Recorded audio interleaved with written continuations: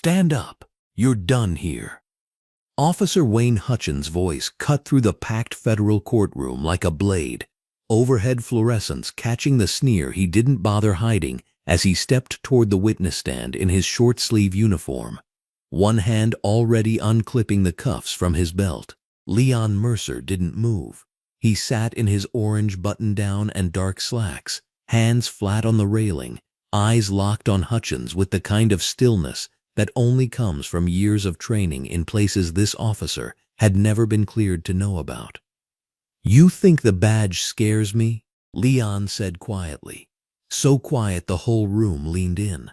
Hutchins grabbed his arm anyway, yanking him to his feet in front of 200 witnesses, in front of cameras, in front of a judge who said nothing. The metal clicked cold around Leon's wrists while somebody in the gallery gasped, and somebody else started filming.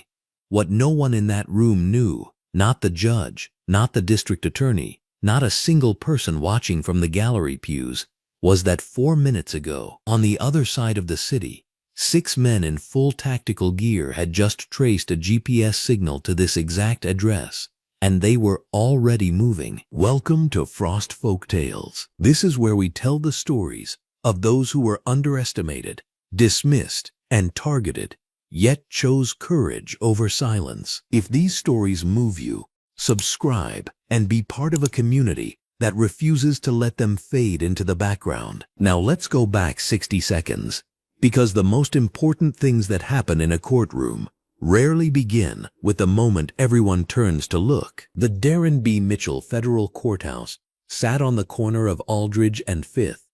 8 stories of white stone and clean civic ambition catching the full force of a Tuesday morning in early October. Natural light poured through the skylights that lined the 6th-floor corridor, like the building itself had been designed to suggest transparency, to suggest that justice lived here and liked the sun. Courtroom 4B was on that floor, and by 8:45 in the morning, it was packed to the last gallery pew, overhead fluorescent panels humming in that steady, institutional way, above 200 people who had come to witness something they believed might matter. Leon Mercer had arrived at 8:15. He wore an orange button-down tucked into dark slacks, black dress shoes, nothing about his appearance announcing anything unusual. He signed in with the clerk, accepted a paper cup of water he didn't drink, and sat in the waiting corridor on a wooden bench with the same posture he maintained on a transport aircraft at 30,000 feet, spine straight, hands loose on his knees, breathing even. A younger clerk had glanced at him twice, trying to read him the way people sometimes tried to read men who gave nothing away. Leon didn't notice, or if he did, he'd long since stopped finding it interesting. When his name was called, he walked into courtroom 4B through the side entrance, past the gallery rows filling with reporters and community members and attorneys consulting their notes, and took the witness stand.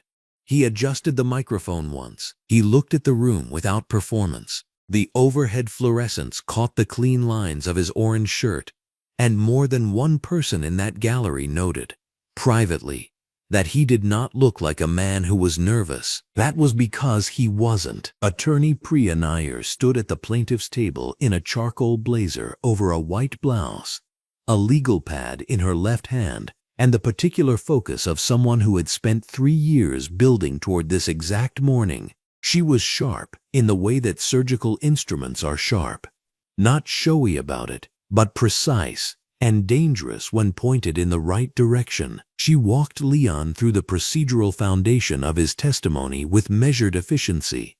His identity, his connection to the incident in question, the date and location, the circumstances of his presence on the block 2 years ago, when Officer Wayne Hutchins and members of his unit conducted what the plaintiffs described as a pattern-consistent illegal stop and search. Leon answered each question the same way he answered everything, directly, without decoration. He said, "I was on approved leave visiting family.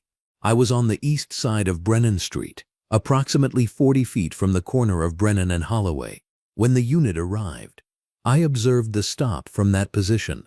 I documented what I witnessed using my personal phone. Badge numbers, timestamps, the sequence of the search, and the item that was removed from the officer's jacket pocket before being placed in the bag the young man was carrying. The courtroom had gone quiet, in the way rooms go quiet when something true is being said out loud in a place designed to hear it. Priya Nair asked him to elaborate on that last detail. Leon did. He described the item, the motion, the specific hand used, the exact phrase spoken by the officer directing the arrest. He gave the badge number from memory. He gave the timestamp to the minute. His voice did not rise or tremble. He described a crime the way a surveyor describes terrain, accurately, completely, without editorializing, because the facts themselves were sufficient. That was when Wayne Hutchins pushed off the wall. He had been standing along the right side of the courtroom in his post as courthouse deputy, his short-sleeve uniform pressed, coffee long since finished, arms crossed across his chest with the specific posture of a man who believes the room belongs to him even when he is not the one speaking. He had been watching Leon Mercer from the moment Leon walked in. He had watched the unhurried walk. He had watched the way Leon adjusted that microphone once and only once. He had watched Leon answer questions with the precision of someone who had never once in his life needed to exaggerate to be believed. And it had been bothering him in a place he didn't have language for. When Leon said the badge number, Hutchins felt something solidify in his chest that he would have called righteous indignation if asked, and that any honest observer would have recognized as cornered animal. He stepped forward before the thought finished forming. Your Honor. Hutchins's voice filled the room with the practiced ease of a man who had interrupted proceedings before and faced no consequences for it. His hand was already at his belt. This individual has been providing testimony that includes unverified personal documentation flagged under a pending review. I have grounds to believe there's a procedural issue that needs to be addressed immediately. Priya Nair's head came up from her legal pad. She began to speak. Judge Harold Fenwick, a man of 62 years on the federal bench with a reputation for measured even-handedness that the next 48 hours would complicate permanently, looked at Hutchins from the elevated bench. He looked at Leon Mercer. He looked at his own hands. He said nothing. The silence lasted 3 seconds. In a federal courtroom, 3 seconds of judicial silence is not a pause. It is a permission. Hutchins crossed the floor. He moved with the confidence of a man who had done this before in smaller rooms, with fewer cameras, and had always been allowed to finish. He reached the witness stand and closed his hand around Leon Mercer's left arm, just above the elbow. And the contact was not a question. It was a statement, a declaration of the same authority he had exercised on Brennan Street 2 years ago, before he knew anyone was documenting anything, before a man in an orange shirt had sat down in front of a microphone and begun reading the details of that day back to a federal court from memory. Stand up. You're done here. Leon Mercer stood, not because he was afraid, not because he recognized Hutchins's authority in this moment as legitimate. He stood because he had spent enough time in enough dangerous places to know the difference between a battle worth having now and a battle worth letting finish on its own terms. He stood because the camera in the upper left corner of the courtroom was still recording.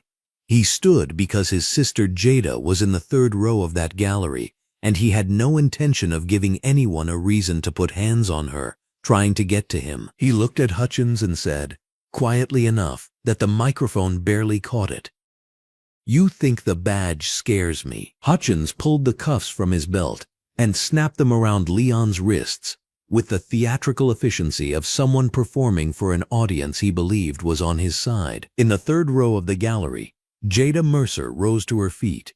She was 27 years old and had her brother's posture and none of his obligation to remain calm. And her phone was already in her hand because she had been filming since the moment Hutchins left the wall. Her jaw was tight. Her eyes were burning. The woman next to her reached out and put a hand on her arm, and Jada let it stay there, but she did not sit down. At the plaintiff's table, Priya Nair was on her feet. "Your Honor, this is a subpoenaed federal witness in the middle of sworn testimony. This is..." But Hutchins was already moving, one hand on Leon's arm, steering him toward the side door, with the practiced economy of a man who believed the side door was the end of the conversation. Judge Harold Fenwick picked up his gavel. He set it down without striking it. He said nothing. The side door swung open. Leon Mercer walked through it without looking back, wrists cuffed, spine straight, orange shirt bright under the fluorescent light of the corridor. The door swung shut behind them. For 2 full seconds, courtroom 4B was absolutely silent. Then everyone started talking at once. On the other side of the city, in a low-ceilinged operations room with 3 screens running simultaneously, and the kind of overhead lighting that makes everything look like it matters, a tactical display showed the downtown grid in clean white lines. 6 GPS coordinates that had been spread across a 2-mile radius 40 minutes ago had collapsed, in the last 4 minutes, into a single address. The cursor blinked over it, the building icon resolved. The label read, "Darren B. Mitchell Federal Courthouse, 6th floor." Sergeant Major Darnell Cross stood at the center screen. He was built the way load-bearing structures are built, and he had a face that had learned to express urgency without broadcasting panic. He looked at the screen for exactly 2 seconds. Then he looked at the 5 men behind him. Lock and load. Now, across the city, in the corridor behind courtroom 4B, Officer Wayne Hutchins walked a handcuffed Navy SEAL commander deeper into a building he was about to run out of room in, and Leon Mercer's face, in that moment, held something that was not fear and was not anger and was not the desperate composure of a man trying to hold himself together. It was patience, the specific, unhurried patience of a man who knows exactly what is coming, who trusts completely in the people coming to deliver it, and who understands, in the marrow of his training and his character and his 17 years of service to a country that had still not managed to protect him on a courthouse witness stand, that the next 4 minutes were going to change everything. The corridor hummed with fluorescent light. His footsteps were even. Outside, on Aldridge and 5th, 6 sets of boots hit the pavement. The briefing room on Naval Station Norfolk smells like recycled air and industrial cleaning solution, and burnt coffee that nobody has bothered to pour out. The overhead fluorescents are the unforgiving kind, the kind that show everything, leave nowhere to hide. And they hum at a frequency just below conscious hearing, a sound you only notice when the room goes quiet. The room goes quiet now. Leon Mercer is the only person in it. He is sitting at the long rectangular table in a gray crewneck and dark tactical trousers, a ceramic mug of water in front of him because he stopped drinking the coffee here 3 deployments ago. His phone is face down on the table. He has been back on base for 11 hours. He has slept for 3 of them. The details of where he has been and what he has done there are classified at a level that does not get discussed in this room, and the narration will respect that silence the same way Leon Mercer does, completely, without apparent effort, as though there is nothing unusual about carrying that kind of weight in a gray crewneck on a Tuesday morning. His phone buzzes. Face down, so it buzzes against the table. A small percussion in the empty room. He looks at it for a moment before he picks it up. The number is not in his contacts. He answers anyway. "Commander Mercer." The voice on the other end is precise, unhurried, professional in the way of someone who has made 10 difficult calls this week and is not rattled by them. "My name is Priya Nair. I'm a civil rights attorney. I've been trying to reach you through proper channels for 6 weeks, and I was told this number would be the most direct route. I apologize for the directness. I don't have time for a softer approach." Leon Mercer does not say anything immediately.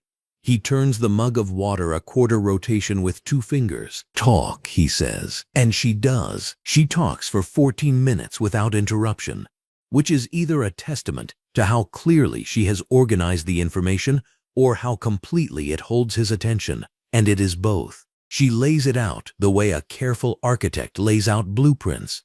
Structure first, then the weight-bearing walls, then the places where the building is cracking. There is a federal civil rights case being filed against the 9th Precinct in the city where his sister lives. The case concerns a documented pattern of misconduct against black residents in 2 adjacent neighborhoods over a period of 4 years. There are 5 named victims. There are internal complaint records that were filed, and then filed again, and then filed a 3rd time, and disappeared each time into a departmental process that Priya Nair describes, with measured precision, as designed to fail. There is a superior officer who covered. There is a police union rep whose number appears in text messages from the precinct the week before 3 of those complaints were closed. There is a pattern, she says, and the word sits in the fluorescent lit room like something solid. And there is a gap, she says. One incident, the clearest one. The one where the documentation is most complete and the misconduct is most unambiguous. A stop and search conducted without cause. An item planted on a young man named Marcus Webb. An arrest made and prosecuted on evidence that was manufactured. That incident has everything except a witness who can corroborate it from the outside. Someone who was present and documented what they saw and reported it through the proper channels and watched it disappear. She pauses. Leon Mercer has not moved. That witness is you, Commander Mercer, she says. The overhead fluorescents hum. He remembers exactly where he was 2 years ago. He was on approved leave. 16 days, the first uninterrupted leave he had taken in over a year. And he was in the city visiting Jada. He had not been back in almost 2 years before that, and the visit was the kind of ordinary thing that felt extraordinary by contrast. Cooking in her kitchen in a white t-shirt and dark jeans, walking to the corner store, sitting on her front steps in the late afternoon watching the neighborhood move through its Tuesday rhythms. He was nobody special on that block. He was a man visiting his sister. It was a Wednesday afternoon. He remembers because Jada was complaining about Wednesdays specifically. Some running joke about Wednesdays being the longest day of the week, disguised as the middle of it, and they were still laughing about it when the patrol cars came around the corner. 2 vehicles. 4 officers. They stopped in front of the brownstone 3 doors down from Jada's stoop, and they were out of the cars before the engines fully idled, and the way they moved, the immediate physical authority of it, the presumption built into every step. Leon Mercer recognized it because he had been trained to move exactly that way in environments where that kind of movement was necessary. This was a residential block on a Wednesday afternoon. He watched and he understood immediately that what was happening was not what it was being dressed as. The young man's name was Marcus Webb. He was 19 years old, and he was sitting on his own steps, and he had done nothing. Leon Mercer watched 2 officers conduct a search of Marcus Webb's person and the immediate surrounding area with the practiced efficiency of people who have done this before and faced no consequence for it. And he watched the 3rd officer, the one with his back partially to the street, partially blocking the sight line of his colleagues, produce a small item from his own vest and place it under the corner of the bottom step with a motion so casual it could have been mistaken for leaning if you were not watching very carefully. Leon Mercer was watching very carefully. He had his phone out in 12 seconds. He had badge numbers, timestamps, and 47 seconds of video documentation in under 3 minutes. And he captured the planted item from an angle that showed both the officer's hand and the location. He noted the exact phrase the lead officer used to Marcus Webb, a phrase that would later mean something specific when Priya Nair confirmed the lead officer's identity. He reported everything. He filed the documentation through proper channels. He followed up. He followed up again. The report was closed. The follow-up was closed. Marcus Webb spent 11 months in pretrial detention. Leon Mercer sits in the briefing room and lets Priya Nair finish. The documentation resurfaced, she says, because a courthouse records clerk in the civil division made a filing error 18 months ago and sent a copy of your original report to the wrong department. where it sat in a physical inbox until a paralegal on my team found it 3 months ago. The original was suppressed. This copy survived by accident. A beat. The law does not have a word for that kind of accident. I prefer to call it what it is. Evidence, Leon Mercer says. Yes, she says. I've subpoenaed you as a federal witness. Your presence in the city on that date is documented in your leave authorization. Your testimony is not optional, and I want to be clear that I am not calling you as a favor. I'm calling you because you are the most credible witness to the most critical incident in this case, and because Marcus Webb deserves to have someone tell the truth about what happened to him in a room where it becomes part of the official record. He is quiet for long enough that she speaks again. I know this complicates things for you, she says. Your service record, the nature of your work. I'm not asking you to explain any of that. I'm asking you to describe what you saw on a Wednesday afternoon 2 years ago on a residential block where you happened to be visiting your sister. He meets with Commander Whitfield the following morning. The commander's office has the same overhead fluorescence and the same recycled air, and Whitfield is a man who does not use unnecessary words, which Leon Mercer has always respected about him. Whitfield reads the subpoena. He reads the leave authorization from 2 years prior. He sets both documents on the desk and looks at Leon Mercer with the expression of a man doing a calculation that involves more variables than the visible ones. You testify, Whitfield says. You describe what you witnessed. You do not discuss the nature of your service. You do not discuss your operational schedule. You do not give dates, locations, or context for anything beyond that specific afternoon. Understood, Leon Mercer says. If anyone in that courtroom tries to use your testimony as a lever into classified information, you say nothing and you look at me because I will be there. Leon Mercer looks at his commanding officer. You're coming? Whitfield's expression does not change.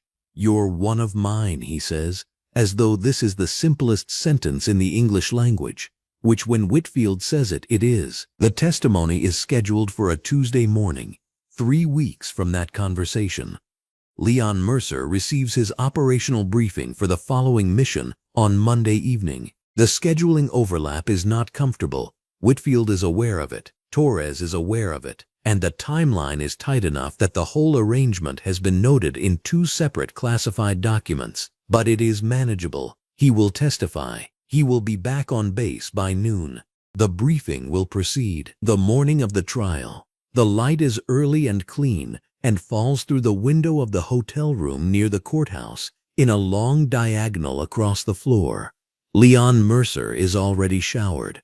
His dark slacks are pressed and laid across the back of the chair. His dress shoes are by the door. On the bed is the orange button-down, a good shirt, a shirt Jada bought him 2 Christmases ago, and that he has worn exactly once because he does not own many clothes that exist outside of a specific professional context. And the orange is a color she picked because she said it looked like someone who was not afraid to be seen. He picks it up.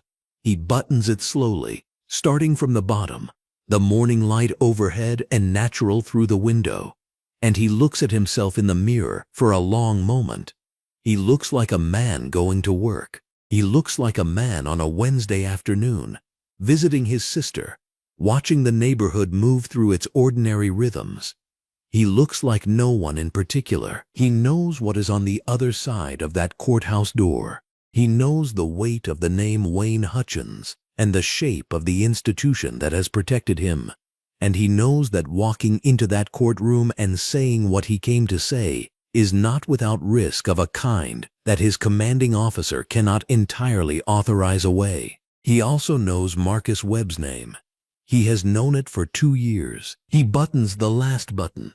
He picks up his keys. He heads out the door. Officer Wayne Hutchins pulled into the federal courthouse garage at 7:42 and eased his patrol unit into the reserved deputy slot. He killed the engine and sat there with both hands on the wheel. Then he picked up the coffee from the cup holder, large, black, no sugar, and stepped out into the garage the way a man steps into the least interesting day of his week. That was the performance. He had been working on it since the subpoena hit his department 3 weeks ago. He was good at it. The marble corridor outside courtroom 7 was already catching the morning. Long bands of pale gold spilling across the floor and sliding sideways whenever a cloud moved. Maintenance was bringing the fluorescents up one strip at a time. Hutchins walked through with the coffee in his left hand and his right hand loose at his side. He nodded at Gerald, the bailiff by the main doors. Gerald nodded back. 11 years in the same building does that to people. You stop seeing each other. Hutchins was 44, 19 years with the department, the last 9 as a courthouse deputy, after a lateral his union rep had quietly arranged when an IA inquiry went nowhere. His short-sleeve uniform was pressed flat along the arms, his badge threw the light back clean. He took his post along the east wall and planted himself there. The gallery was filling. Reporters up front, a bunch of community advocates behind them. Third row, a young woman in a white blouse and dark jeans who he clocked once and let go. Federal civil rights case. More cameras than he liked. More attorneys than anyone needed. Priya Nair was already at the plaintiff's table. Manila folders stacked in some order only she understood. He had read about her in the department circular. Sharp, relentless. The kind who treated procedural rules as weapons and could recite case law the way other people recited directions. He had decided, reading it, that she was the kind of lawyer who made a living turning paperwork into outrage and calling it justice. He had also decided he was going to stand very still today and give her nothing. What he had not decided, standing there while the room filled and the light came down through the skylights, was how he was going to feel when the witness walked in. He found out at 8:53. Leon Mercer came in through the main doors without any noise. Orange shirt, dark slacks. He walked down the center aisle at the kind of pace Hutchins had learned to read after 19 years on the job. People walking into a federal courtroom usually carried something in the shoulders. They looked at the bench. They looked at their lawyer. They figured out where the exits were. Mercer didn't. He walked to the witness area like he was crossing his own kitchen, sat, put his hands flat on his knees, and looked straight ahead. Something in Hutchins' chest moved. He didn't name it. He told himself it was annoyance. Guy putting on a show. He had seen that before, the staged calm, the refusal to look nervous like it was a position you could take. He had seen it on the corners in his district. Young men who stood very still when his unit pulled up, who gave their names flat and looked him in the eye without blinking. He had always read that stillness as a challenge, the kind of attitude that turned a routine stop into something else. He read Mercer the same way now, and filed it. Court opened at 9 under Judge Harold Fenwick. Hutchins had worked his courtroom before, and trusted him the way one professional trusts another who has consistently made the right call when the right call was convenient. Fenwick ran a tight docket and cared about his reputation in roughly equal measure. He gaveled the room to order, adjusted his glasses, and said nothing about the cameras, which meant he had already made his peace with them. Priya Nair stood and began her examination. She was methodical. She built her foundation slow and deliberate, establishing Leon Mercer's presence in the neighborhood 2 years ago, his relationship to the area, the nature of his visit, his proximity to the incident on record. Hutchins listened from the wall and told himself this was routine, a witness establishing his narrative, the kind of testimony that sounded meaningful in the moment and fell apart under cross-examination. He had seen it dozens of times. Then Priya Nair said, "Mr. Mercer, can you describe for the court what you observed at approximately 4:15 in the afternoon on the date in question?" And Leon Mercer began to describe it. He described the stop. He described the 3 patrol units that pulled onto the block with their overheads running. He described the 6 officers who exited those units, and he named the formation they took: north side, south side, one unit blocking the alley entrance, with the kind of spatial precision that sounded less like memory and more like a briefing document being read back from perfect recall. He named the young man who had been pulled from the stoop by his collar. He named the young man Marcus Webb, 22 years old, and he described the sequence of the search in exact procedural terms: pockets first, then waistband, then a secondary check of the left front pocket that had already been cleared once. He described the item that appeared after that second pocket check. He described the officer who had placed it there. Hutchins had been gripping his coffee cup for the last 4 minutes and had not noticed. He noticed now. He set the cup down against the wall's baseboard without looking at it. The thing about Wayne Hutchins, the thing that made him genuinely dangerous in a way that a cartoonish villain could never be, was that he had built an entire internal architecture of justification so layered and so practiced that he no longer experienced it as justification at all. He experienced it as reality. The stops had been necessary. The searches had been consistent with probable cause, as he understood probable cause.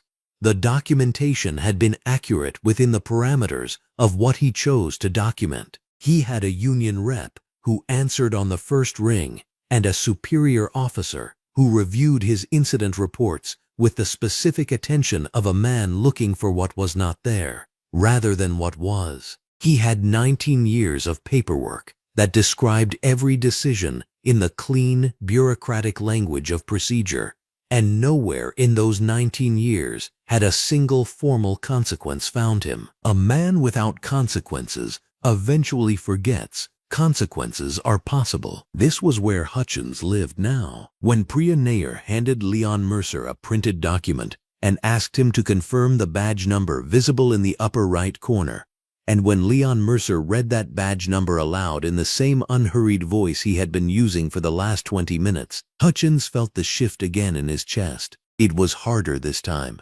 Less like annoyance. His badge number. He told himself the document was fabricated. He had told himself this when it resurfaced through the subpoena process, had said it to his union rep in terms calibrated to sound like reasonable skepticism rather than alarm. He said it again now, in the private architecture of his reasoning, and the statement held. It had to hold. Everything else in that architecture required it to hold, the way a single load-bearing wall holds the shape of a room that would otherwise be a pile of materials on a floor. Leon Mercer said, "Badge number 4792, the same officer who told Marcus Webb, and I am quoting directly, 'You don't get to have rights on my block.'" The gallery made a sound that was not quite a gasp, and not quite silence, but something in between. The involuntary collective intake of people hearing something said out loud that they had known was true for a long time. The specific phrase. Hutchins stood against the east wall, and the morning light came down through the skylights, and the overhead fluorescence hummed above the gallery pews, and everything in the room was sharp and clear, and there was nowhere for any of it to go, except into the record, into the camera lenses, into the court reporter's transcription, into the permanent, uneditable fabric of what was being established right now in this room. Priya Nair said, "And did you photograph the badge number at the time of the incident?" Leon Mercer said, "I did." Priya Nair said, "Your Honor, I would like to introduce Exhibit 14. Judge Harold Fenwick adjusted his glasses and said nothing, which was how he had been handling the last 20 minutes, and which was a choice that the record was also noting whether he intended it to or not. Hutchins looked at Leon Mercer on the witness stand. The orange shirt, the dark slacks, the hands flat on the railing, the absolutely unbroken composure of a man who had walked into this room knowing exactly what he carried and exactly what it would cost the people on the other side of it. And somewhere beneath the architecture, beneath the union rep and the procedural language, and the 19 years of paperwork that said nothing wrong had ever happened, something gave way. Not fear, exactly, Not yet. A crack. Wayne Hutchins set his shoulders back, peeled his weight off the east wall, and started walking toward the witness stand, with his right hand moving to his belt before a single person in courtroom 7 had processed that he had begun to move at all. 4 minutes, 0 seconds. The door swings shut behind them. The holding corridor behind courtroom 7 is a narrow, institutional space. Overhead fluorescents humming in 2 long rows above beige walls, scuffed linoleum floors, a metal bench bolted to the left side. A security camera in the upper right corner blinks its steady red eye. 2 courthouse clerks, a woman in a blue cardigan and a man in a white dress shirt and gray slacks, sit at a folding table 20 feet down the hall, heads turned now, watching with the careful stillness of people who sense something is wrong but don't yet know what to do about it. Officer Wayne Hutchins plants his feet. He reaches for the laminated processing form on his belt clip, the form he hasn't filled out correctly in years because no one has ever made him, and sets it on the edge of the metal bench. He already has the narrative in his head. It wrote itself the moment he crossed the courtroom floor. Defendant, witness stand disruption, refused verbal directives. He will radio Deputy Chief Raymond Solt in 90 seconds and deliver it in that same clipped, practiced cadence that has gotten him through 17 internal review boards without a single sustained finding. Leon Mercer stands against the wall. He is in his orange button-down and dark slacks, his hands relaxed at his sides. His breathing is even. His eyes move once around the corridor. Camera, clerks, Hutchins, door, and then settle somewhere in the middle distance with the specific quality of a man who is not zoning out but cataloging. His left wrist, where a slim black tactical watch sits just beneath the cuff of his sleeve, is angled slightly toward his body, away from the overhead light. Hutchins doesn't notice the watch. Hutchins isn't built to notice what he's not looking for. 4 minutes, 12 seconds, 2 miles northwest. A black SUV runs a yellow light. Behind it, a second vehicle.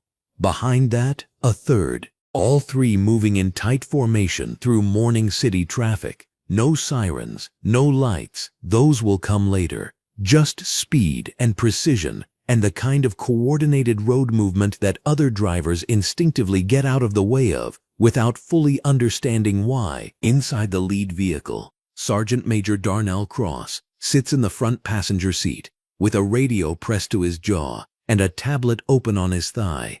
On the screen, a single GPS dot pulses blue inside a building outline labeled U.S. Federal Courthouse, District 7. The dot has not moved in 3 minutes and 48 seconds. In the SEAL team's operational vocabulary, there is a specific term for when a commander's GPS goes stationary during a period when he is supposed to be mobile and in communication.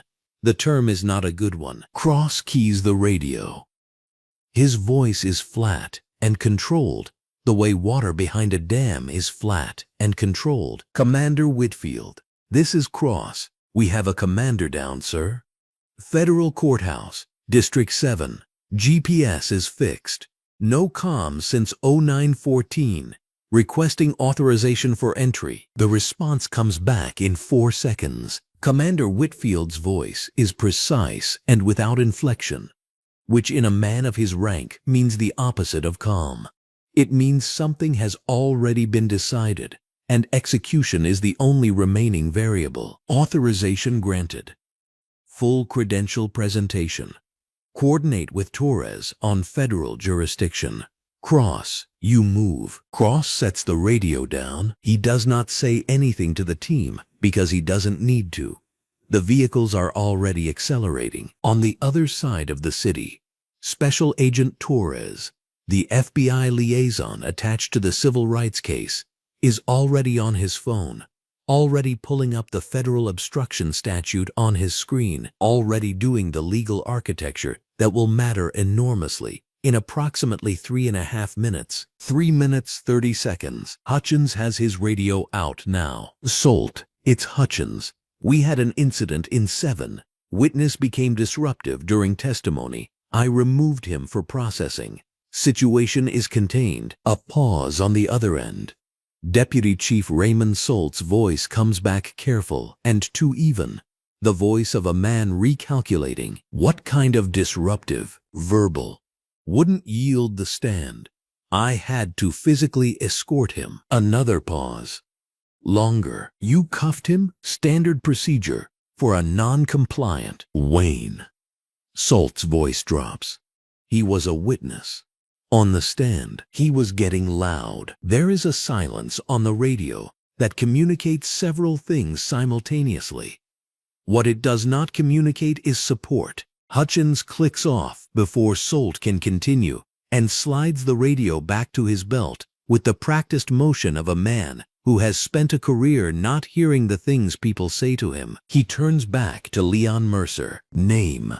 For the processing form, Leon Mercer. Address. Leon Mercer gives an address. His voice is neutral.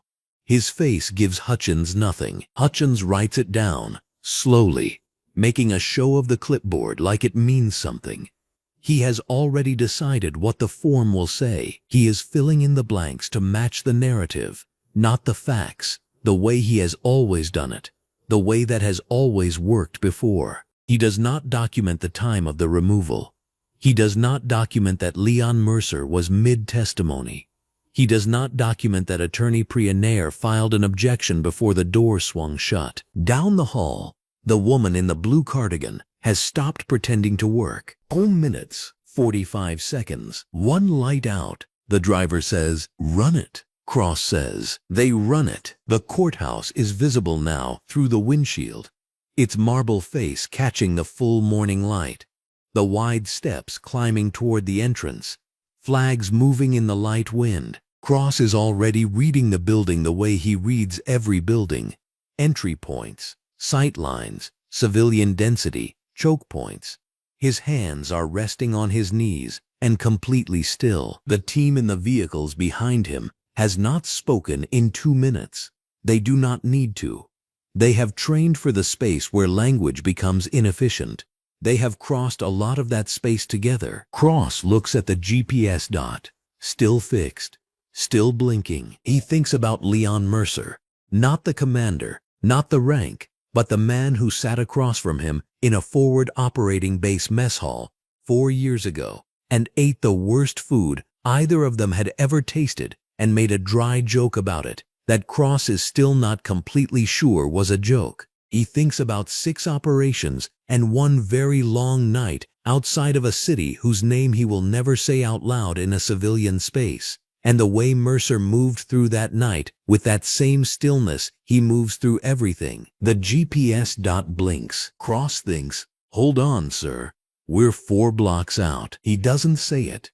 He doesn't need to. 2 minutes, 10 seconds. Hutchins sets the clipboard down. He crosses his arms. He looks at Leon Mercer the way he has looked at hundreds of people in this corridor and in patrol cars and on sidewalks over a 19-year career. The look that says he has already determined what this is and what happens next, and the person in front of him does not have significant input into either of those things. "You want to tell me what you thought you were doing in there?" Hutchins says. Leon Mercer looks at him. Testifying. Hutchins says the word back like he's tasting something unpleasant. "You were grandstanding, playing to the gallery. I've seen it 100 times. Leon Mercer says nothing. This, somehow, bothers Hutchins more than an argument would have. He takes a half step forward. His voice drops in the way that voices drop when they're trying to remind a room of a power dynamic that the room has not confirmed. "You know what you are. You're another troublemaker playing the victim. You walked in there in your little orange shirt looking for a camera, and you found one, and now you think something's going to happen." He lets the pause sit. Nothing is going to happen. You know why? Because nothing ever happens. The 2 courthouse clerks are very still. Leon Mercer does not respond to any of this.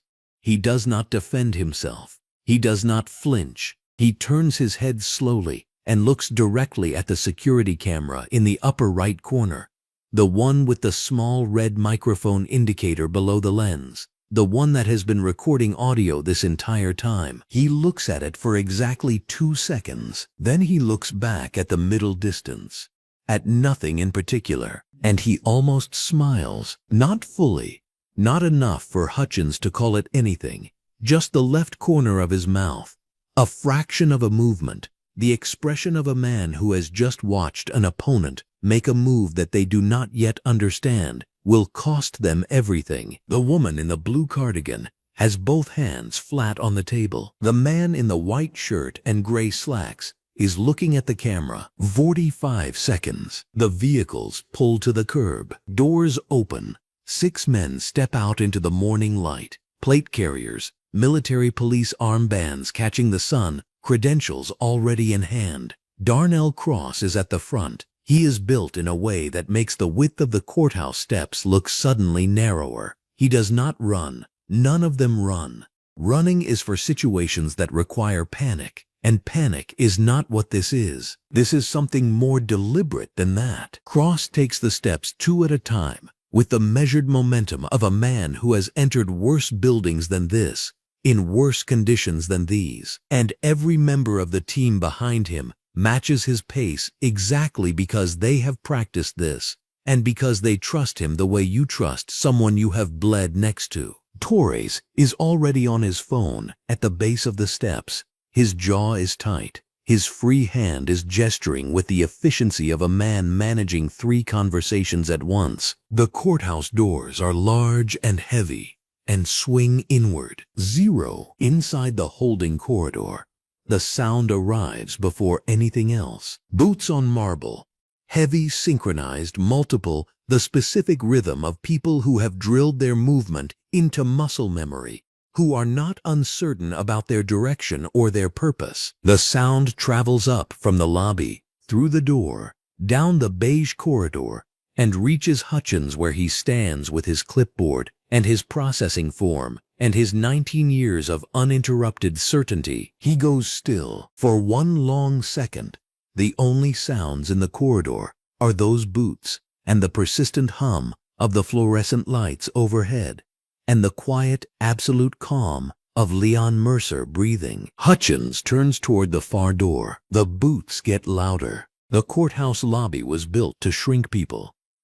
40-foot ceiling, glass skylight the length of it, mid-morning sun coming down in clean columns across marble, polished to a mirror. The fluorescents added their own light on top of that, humming at a pitch you only caught if you went looking.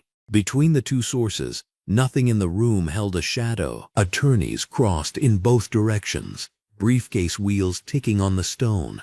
A clerk moved between the security desk and the elevators with a stack of folders against her chest. 2 men in suits were having a quiet argument near the water fountain. Then the front doors opened, and that was the end of the Tuesday part. They came through in a column of 2, 3 pairs, even spacing. The sound got there before the picture did. 6 sets of boots hitting marble at once, tight and unhurried, nothing like how civilians walk. Plate carriers over dark tactical shirts, military police in white block letters across the front, armbands on the left sleeve, credentials already in hand, held out where anyone could see them before a guard could draw breath. At the front of the column was Sergeant Major Darnell Cross. Cross was built the way men get built when a job has had years to decide what shape it needs. 6'2", shoulders to match, a jaw that didn't move much. His eyes did one sweep across the lobby in maybe 3 seconds and filed whatever was worth filing. Plate carrier over a black long-sleeve dark trousers, boots that had seen 3 continents. His face wasn't angry. It was something quieter than that, and it didn't slow once on the way across the floor. The room reacted before anyone decided to. The 2 men by the fountain quit talking mid-sentence. The clerk stopped walking and pulled the folders tighter, which obviously wasn't going to help her. The attorneys drifted toward the walls without exactly choosing to. Gerald, the guard at the main checkpoint, 11 years on this desk, and pretty sure he'd seen most of what this building had on offer, stood up off his stool with both hands flat on the counter and his mouth slightly open. Cross went to Gerald first. He set his credentials on the desk, face up. One clean motion, and gave Gerald 2 seconds with them. Gerald looked down, his hands still flat on the counter, picked up a small tremor he probably wasn't aware of. The clearance tier in the upper right corner was a level he'd never seen come through this checkpoint. His eyes went from the paper up to Cross and back down again. The way you reread something, hoping it'll say something different. Sergeant Major Darnell Cross. His voice didn't need volume to carry. You've got a commander in your holding corridor. I need access in the next 60 seconds. I need your security supervisor, and I need that conversation short. Gerald reached for his radio. The supervisor came out of the administrative hallway inside a minute. Barrel-chested white dress shirt, ID clipped to the pocket. Nameplate said Davies. He came across the floor fast, with his calm authority face already on, and the face came apart the second he was close enough to read Cross's credentials properly.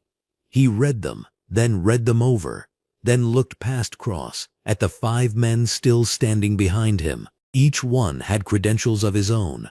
Each one was watching the lobby with the patience of people who were good at waiting. I'll need to verify, Davies started. Yes, you do, Cross said. Fast. At the same moment Davies was reaching for his phone, the federal side of the main entrance opened, and Special Agent Torres came through in a dark suit and white shirt, FBI credentials in his left hand, his phone at his right ear. He ended the call in 2 words on his way across the threshold, and covered the distance to the desk at a walk that did the work of a run without the noise of one.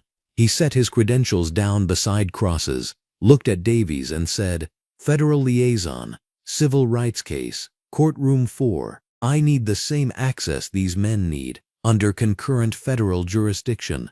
The paperwork is hitting your supervisor's office right now. Davies looked at the 2 sets of credentials side by side on his desk for a moment that lasted approximately 3 seconds and felt considerably longer.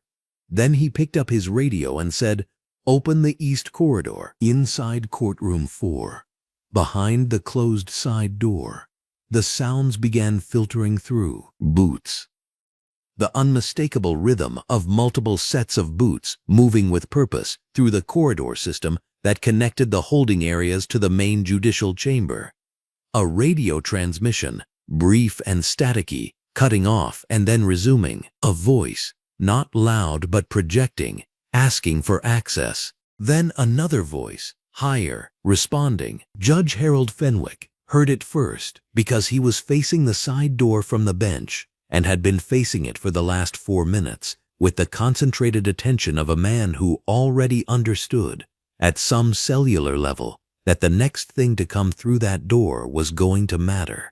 His face did not change expression in any way that a stranger would notice, but the court reporter, who had worked Fenwick's chamber for 6 years and knew every register of his stillness, watched the color shift in his complexion with the slow, incremental certainty of someone watching a tide go out. District Attorney Carol Voss was looking at her phone. She had been looking at it for the last 3 minutes, at an interval of roughly every 45 seconds, with increasing difficulty maintaining her courtroom posture. 3 missed calls from the mayor's office in 4 minutes was not a number that meant a scheduling conflict. It was a number that meant something had already moved past the point where phone calls could contain it, and the people making the calls knew it and were calling anyway because calling was the only thing left that felt like doing something. She set the phone face down on the table. She picked it up again. She set it down. Attorney Priya Nair did not look at the side door. She did not look at her phone. She sat at the plaintiff's table with her hands folded on top of a legal pad and her eyes directed forward at the middle distance, and the expression on her face was the expression of someone who placed a very careful bet a long time ago and is now watching the wheel come to rest exactly where they knew it would. She did not smile. She did not need to. The stillness in her posture contained something that was not quite satisfaction and was closer to recognition. the recognition of a person who has done their work correctly, watching the work confirm itself. The gallery was a different matter entirely. 200 people in those pews, and they had all heard the boots, and they were all doing the math in real time, arriving at incomplete conclusions and trading glances across the rows. Jada Mercer was in the third row, her phone down now, both hands gripping the back of the bench in front of her, leaning slightly forward, as though proximity to the side door would tell her something faster. In the holding corridor behind the courtroom, Officer Wayne Hutchins heard the boots too. He heard them and did what experienced officers do when something unexpected and potentially significant begins happening nearby.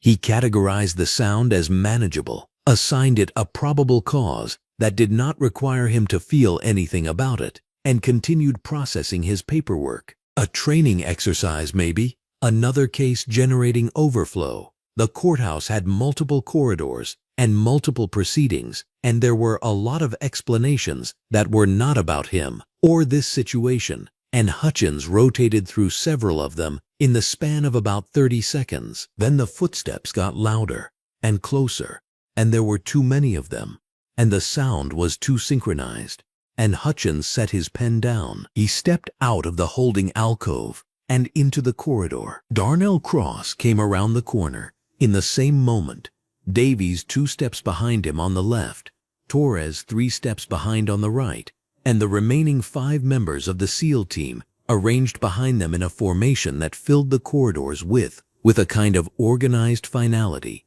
The overhead fluorescents in the holding corridor ran in 2 parallel rows across a low ceiling, and the light they threw down was total and unsparing, and every face in that corridor was fully, completely visible. Hutchins looked at Darnell Cross. He looked at the plate carrier, the MP designation, the credentials still held forward in Darnell Cross's left hand. He looked at the 5 men behind him. He looked at Torres on the right flank, and for the first time in this story, not when Priya Nair objected on the record, not when the gallery gasped, not when the cameras swung in his direction, for the very first time, Wayne Hutchins experienced the sensation of standing in a room where the outcome was not going to go the way he had decided it was going to go. The certainty that had carried him across that courtroom floor with his hand on his belt didn't disappear all at once. It drained, slowly and visibly, like pressure leaving a line. He opened his mouth. Darnell Cross did not look at him. Darnell Cross's eyes moved past Hutchins with the efficient economy of a man identifying what matters and proceeding directly to it, and they found Leon Mercer standing in the holding alcove doorway, wrists free now, orange button down and dark slacks, composed and still, and exactly the same as he had been at the witness stand 22 minutes ago. Leon Mercer met his eyes and held them, and something passed between the 2 men that required no translation by anyone present. Darnell Cross said, "Commander Mercer." He let a single beat land. "You good?" The side door opened. It did not slam. It did not burst. It swung on its hinges with the quiet, deliberate weight of something that has already decided what it is going to do. And Leon Mercer walked through it. He was still wearing the orange button-down shirt, still wearing the dark slacks.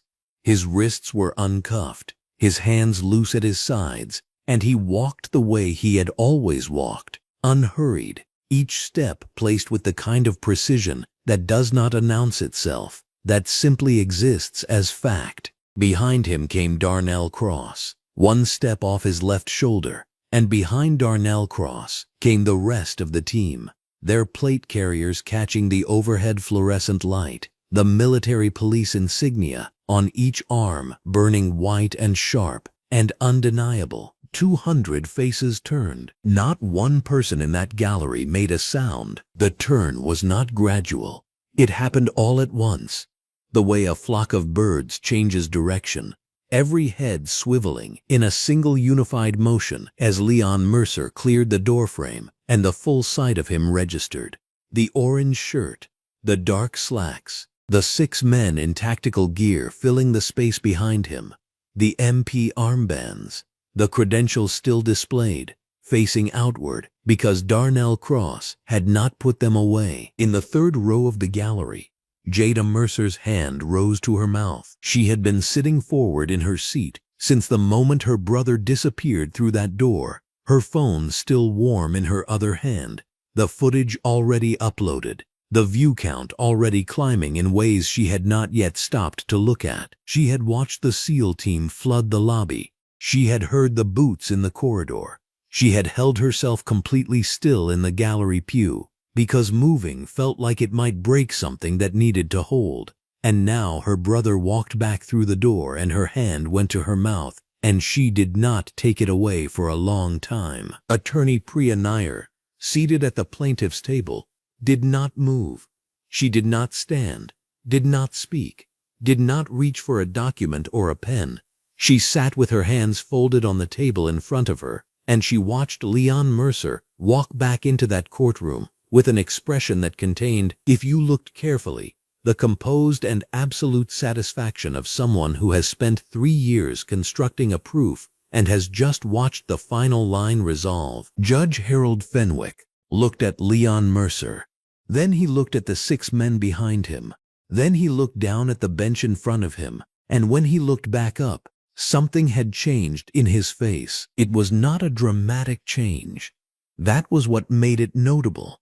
There was no single moment of visible collapse. It happened in increments, like a barometric reading dropping, the small tightening around his eyes, the slight forward set of his jaw becoming a slight sagging, the color in his face receding by degrees, as if it were being drawn downward, slowly, by something with patience. The chapter of his certainty was closing one line at a time, and every face in that room had a front row view. The main doors at the back of the courtroom opened. Commander Whitfield came through them. He was in full dress uniform.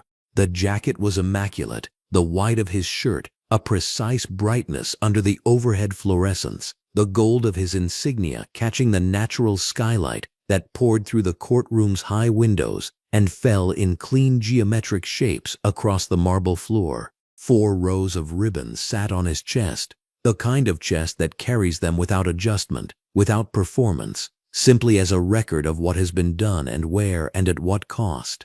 He was not young and he was not trying to look young, and he walked through that courtroom the way a man walks when he has entered significant rooms before and found none of them beyond him. He did not look at Officer Wayne Hutchins. He did not look at the gallery or the cameras or the DA's table. He walked directly to the bench, and he addressed the judge by name, Judge Fenwick. His voice was measured, unhurried, completely audible. Commander Whitfield, United States Navy, I believe we have some business to complete. Judge Harold Fenwick looked at him for 4 full seconds without speaking. Then he said carefully, "You may approach." Commander Whitfield placed a document on the bench. He did not slide it. He set it down with a deliberateness that made the action feel like a statement. He waited while Fenwick opened it, watched the judge's eyes move across the first paragraph, watched the second increment of color leave the judge's face. Special Agent Torres was already standing at the DA's table. He had been there since the team entered the lobby, his FBI credentials clipped to his jacket pocket, his expression carrying the practiced neutrality of a man who has spent a career in rooms where neutrality is a professional obligation. He said nothing. He did not need to say anything. His presence at that table communicated everything that needed communicating about the federal dimension of what was now occurring in this courtroom. Carol Voss sat 18 inches away from him and did not look at him. Commander Whitfield turned from the bench to address the courtroom. "Your Honor," he said, and his voice landed in the gallery silence like the first word of something that cannot be unsaid. "I am requesting permission to enter the service record of the witness Leon Mercer into the federal court transcript. This entry is being made for the record, for the court reporter, and for any proceedings that may arise from today's events in this courtroom." The pause that followed lasted approximately 8 seconds. Every camera in the room was rolling. The gallery had not moved. The court reporter's hands hovered over her keys. Priya Nair's eyes were fixed on Judge Harold Fenwick with an attention that missed nothing. "Permission granted," Fenwick said. His voice was flat. It was the voice of a man who has run the numbers and understands that every available door is now closed, and who is choosing to open the one that remains rather than be seen standing in a locked room. Commander Whitfield drew a breath, and he began to read. "Leon Darnell Mercer, Commander, United States Navy, Naval Special Warfare Command." The first words. They fell into the silence of that courtroom, the way a stone falls into still water, cleanly, without ceremony, the sound of the impact spreading outward in all directions before anyone had quite processed the drop. 3 combat deployments, 2 classified operations, a pause, measured and deliberate. The titles of those operations are redacted from this record at the classification level at which they were conducted. The record of their execution, and of Commander Mercer's role in them, has been reviewed and confirmed by the Office of the Secretary of Defense. Somewhere in the gallery, a woman exhaled. The Navy Cross. The court reporter's keys moved, awarded for conspicuous gallantry and intrepidity in action against the enemy. The specific engagement for which this decoration was awarded is classified. The award itself is not. Commander Whitfield did not look up from the document. He did not need to look up. He was reading the record, and the record was doing its own work in that room, and he understood this perfectly, and he let it work. The Presidential Unit Citation, awarded to Commander Mercer's unit for extraordinary heroism in action during a classified joint operation. The citation has been reviewed and endorsed at the executive level. He continued, "The commendations, 8 of them, each one carrying its own specific language about specific demonstrated qualities under specific conditions of extreme pressure, each one a stone, each one dropped from the same height." Leon Mercer sat down at the witness stand. He had crossed the courtroom during the reading, quietly, the way he did everything, and settled into the chair at the witness stand with his hands resting flat on the rail in front of him.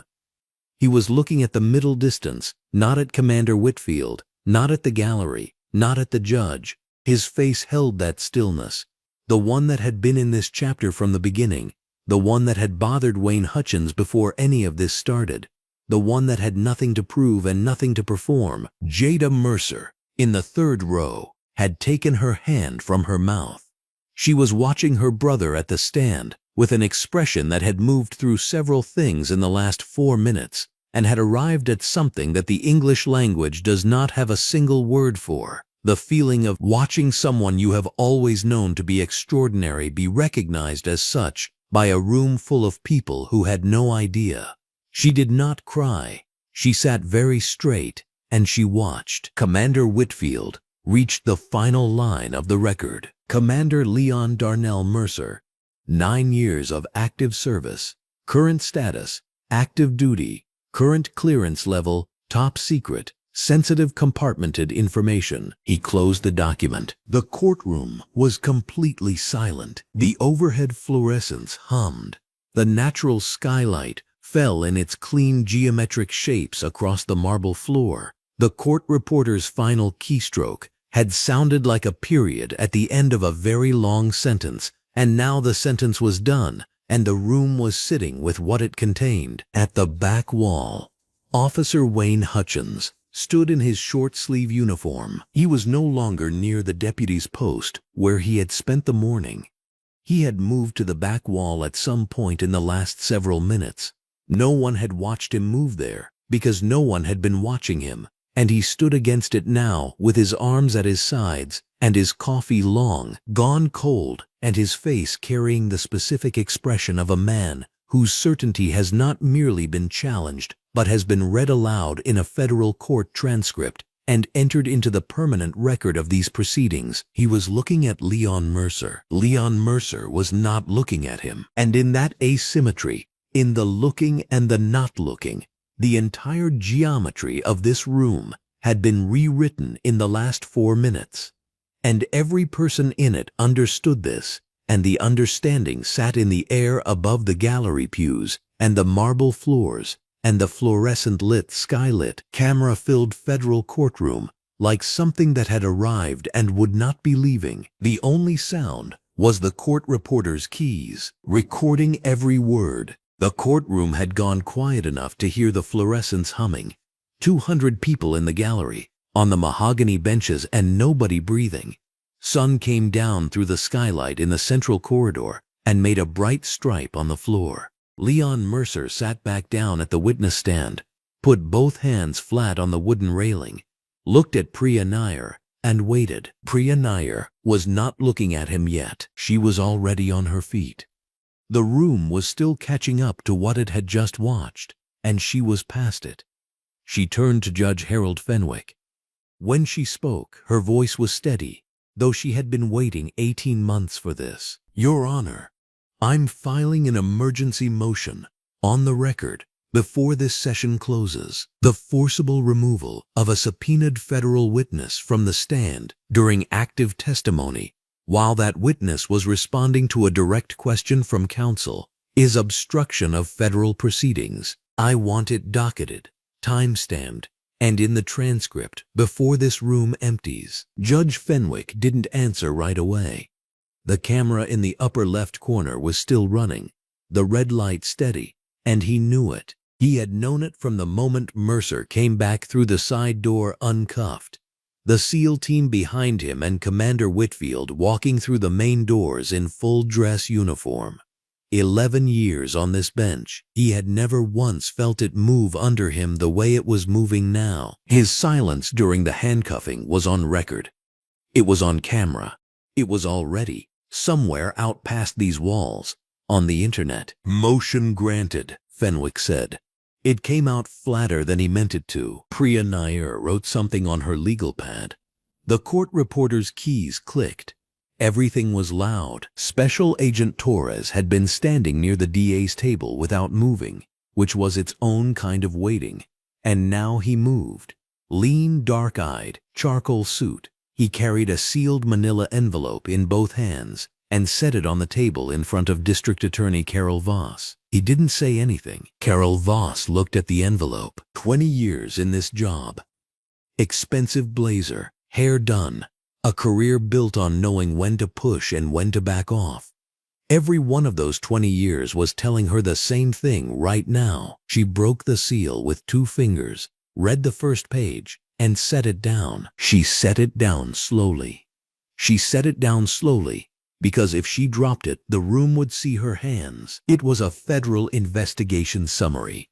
18 months, 93 incidents, 14 officers, 1 precinct. Clipped to it, the footage from this courtroom 40 minutes ago, which was already out in the world, at a speed no press release was going to catch. Carol Voss did not pick the envelope back up. Out in the lobby, under the fluorescents, and the glass ceiling that pulled daylight down onto the marble, Deputy Chief Raymond Solt was trying to manage a situation he had gotten to 4 minutes late. Big shoulders, long-sleeve dress uniform, silver on the collar. 30 years of being the most important person in the room had taught him things, and most of them were about to be useless. Hutchins' call had come in 20 minutes earlier, the kind of summary that had more editing in it than reporting, and Solt had driven over assuming presence and rank would still be enough. 2 FBI field agents met him at the door. They were polite, they were thorough, and they were immovable in the way that federal jurisdiction is always immovable. Not aggressive, not theatrical, simply a wall that rank insignia does not pass through. Solt stood in the lobby, his certainty eroding in real time, and behind him through the courthouse windows, the city moved in the ordinary morning light, indifferent and bright. In the corridor off the main hall, Wayne Hutchins was still in his short-sleeve uniform. He had been in that corridor for 11 minutes, which was long enough for his version of events to collapse, and long enough for the particular silence around him.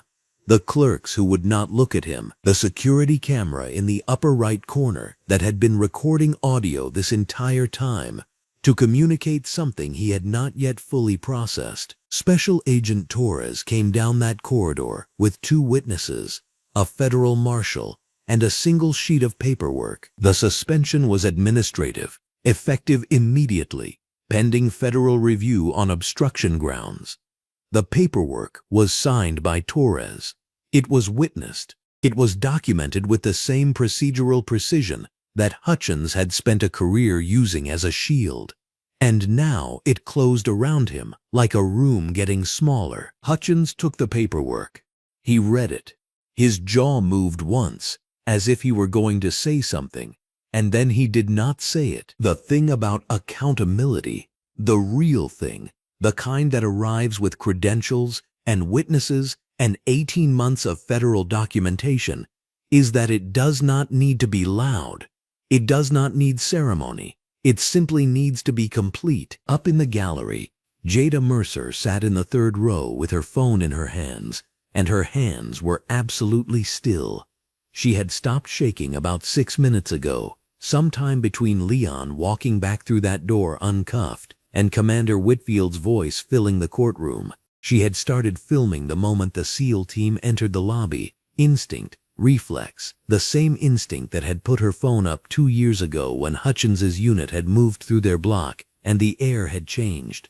She had uploaded the footage at that same moment, thumbs moving before she had consciously decided to move them, and now she was watching the number in the corner of her screen turn over and over, digits climbing at a pace that made her breath shallow. 340,000 views. The counter was still moving. She watched her brother at the witness stand, his orange button-down bright under the fluorescent lights, his hands flat on the railing, his posture the same easy stillness it had been when Hutchins had crossed the floor toward him, the same stillness it had been when the cuffs went on, the same stillness it had been when he walked back through that door with the SEAL team at his back. Jada had grown up with Leon. She had spent 31 years watching people underestimate her brother. On the block, in school, in every room where someone looked at him and decided they already knew what he was. She had spent 31 years watching him not explain himself. She looked at the view counter. 340,000. 341,000. She put her phone face down on her thigh and folded her hands over it. And for just a moment she closed her eyes and breathed through something large and complicated that did not have a clean name. At the DA's table, Carol Voss was on a call she had stepped 6 feet away to make, and the person on the other end of the call was not happy in the specific way that mayors are not happy when their phone lights up 3 times during a court session.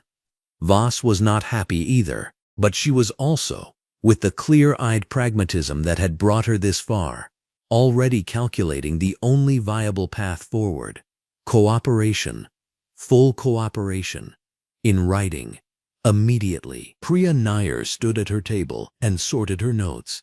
She did not rush. There was no reason to rush. The motion was on the record. The federal investigation was open. The footage was already in the world. She thought of the 5 families who had brought this case. She thought of Marcus Webb, who had spent 11 months in pretrial detention on a charge that a planted piece of evidence had manufactured.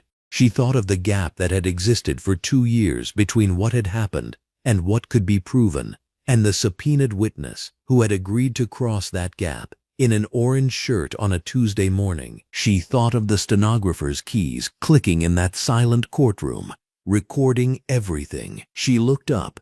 Leon Mercer was at the witness stand, hands on the railing, watching her with that particular patience of his. The kind that does not come from having nothing to say, but from knowing exactly what you're going to say and not needing to rush it. Judge Harold Fenwick cleared his throat. He looked at his docket. He looked at the room. He reached forward and adjusted his microphone. A small, unnecessary motion from a man who needed something to do with his hands. "Ms. Nair," he said, "you may continue your examination of the witness." Priya Nair walked to her position. She stood straight. She looked at Leon Mercer, and for just 1 second, one fraction of a second not visible to anyone else in the room, something passed between them. Recognition. Gratitude, the particular solidarity of two people who had decided, separately, to do the right thing, and had then been required to live inside that decision. She opened her folder. "Commander Mercer," she said. Her voice was clear and steady and filled the entire room. "I'd like to ask you to please continue your testimony from where you were interrupted." Leon Mercer looked at the courtroom. 200 faces, the cameras, the fluorescent lights humming steady overhead, the column of natural light falling through the skylight and touching the floor, his sister in the third row, his team along the wall, the court reporter's hands above the keys. He placed his hands flat on the railing. He settled his weight. He was unhurried, and the room was absolutely quiet. And when he spoke, his voice was even and precise and ready. "2 years ago," Leon Mercer said, "on the 14th of March, I was on the corner of Aldridge and 5th when Officer Wayne Hutchins and his unit conducted a stop and search that I need to describe to you in detail." The stenographer's keys began to move. The courtroom was quiet. Not the kind of quiet from earlier, when Hutchins had grabbed Mercer's arm. Something heavier than that. People had stopped pretending to look at their phones. Mercer sat at the witness stand in an orange button-down. His hands were flat on the railing. The fluorescents buzzed somewhere up in the ceiling tiles, the way they always do. Afternoon light came in through the skylights at an angle and laid down stripes across the benches. Priya Nair gave him a small nod from the podium. "Mr. Mercer, I'd like to go back to the evening of September 14th, 2 years ago. You were visiting your sister in the Crestfield district. In your own words, please describe what you witnessed." He answered without preamble. "We were on the sidewalk outside Jada's building. Tuesday, around 7:15. Light was still good. A patrol unit pulled up on Marcus Webb, 22, lived on that block. He was carrying a grocery bag. He hadn't done anything. I was about 30 feet away." His voice carried. He didn't seem to be projecting. The stop had no lawful basis. No reasonable articulable suspicion was stated. Officer Wayne Hutchins, badge 4471, searched Webb's grocery bag without consent. During the search, I watched him take something out of his own jacket pocket and put it in the bag before he announced he'd found contraband. Nobody gasped. They were past that. A few people bowed their heads. I have the timestamp from a phone video I took. I have both badge numbers, 4471 and 4486. I reported it through official channels the next morning. The report was closed without investigation in under 72 hours. A beat. Marcus Webb was charged, detained without bail, and spent 11 months in pretrial detention. The prosecution is now reviewing the charge for dismissal. He said the name the same way every time he said it. Marcus Webb. Not in italics, just the name. Nair asked 3 follow-up questions. He answered each one in about a sentence and didn't add anything she hadn't asked for. When she was done, she looked down at her notepad for a second. No further questions. The defense attorney was a careful man in a gray jacket who had been holding his pen too tight for the last 10 minutes or so. He glanced at his pad. He glanced at Mercer. He glanced back at his pad. He was a good attorney, which is partly why he said, "The defense has no questions." He wasn't going to cross-examine a Navy SEAL commander whose testimony had just gone into the federal record next to a presidential unit citation, whose coordinates had pulled in a military police response, and whose credibility had been read into the record by his commanding officer 20 minutes earlier. Someone in the gallery let out a breath. It was almost loud. Judge Fenwick called a recess. His voice didn't quite have the same shape it had had at 9 that morning. He gathered his papers slowly. You could tell he was aware of the cameras. The recess ran about 12 minutes. When they came back, Nair entered 3 more exhibits: the original incident report, the closure paperwork, and the phone footage, which had finally come through on a records request that had taken 7 months. The stenographer's keys were the only sound in the room for a while. Nair told a reporter later that the live broadcast obstruction stunt from that morning had basically written her closing for her. She didn't smile when she said it. She didn't not smile either. Outside, the afternoon had gone gold on the marble steps. Mercer came out at 4:47, last through the doors. He'd timed it that way on purpose. Darnell Cross was on the steps. All 6 of them were still there. Plate carriers off now, but none of them having gone far. Standing in the kind of loose formation that isn't a formation exactly, but is something close to it. Men who hold a shape even when they're at rest. When Darnell Cross saw Leon Mercer come through the doors, something in his face moved. Not much, just enough. He said nothing. He didn't need to. Jada Mercer was there too, standing slightly apart from the team in a navy blue jacket and dark jeans. Her phone was in her pocket for once. When she saw her brother, she crossed the space between them in 3 steps and put her arms around him. And Leon Mercer held his sister on those courthouse steps in the gold afternoon light without saying anything at all for a long moment. Priya Nair came through the doors, her briefcase in one hand, and when she reached Leon Mercer, she extended her right hand and then, in a decision that seemed to surprise even her, used both.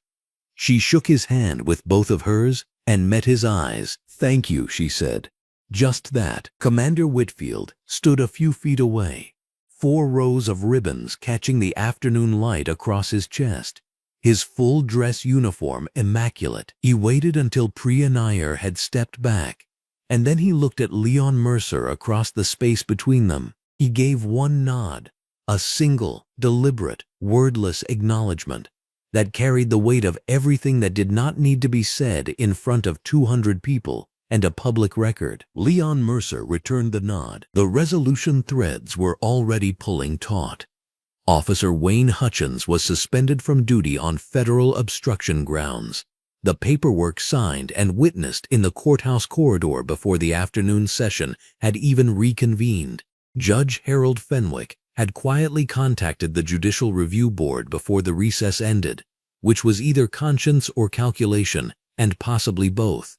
District Attorney Carol Voss had spent 40 minutes in a closed conference room with Special Agent Torres and emerged looking like a woman who had made a decision she should have made 18 months ago. The precinct's pattern of misconduct case now had a federal obstruction incident appended to it, documented, broadcast, and entered into the record, and Deputy Chief Raymond Solt had driven back to his office in silence with his phone ringing every 4 minutes from numbers he was not ready to answer. The steps began to empty. The team drifted in the way of men who know their job is done and don't need ceremony about it. Priya Nair walked to her car.